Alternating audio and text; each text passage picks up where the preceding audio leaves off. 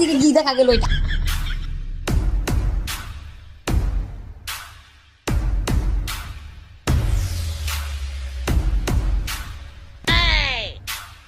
Angel রাখা একটি shot করলো বিষ্ণুপ্রিয়ার কাছে।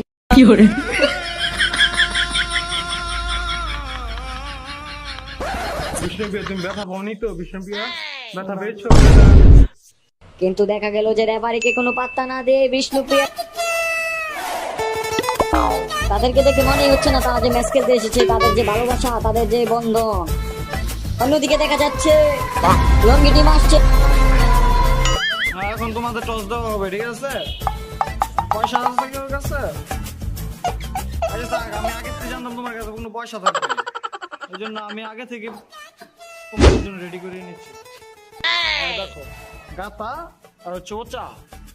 তোমরা বলবা যে গাতা নাকি ওচা, আর তুমি বলো। না, আমার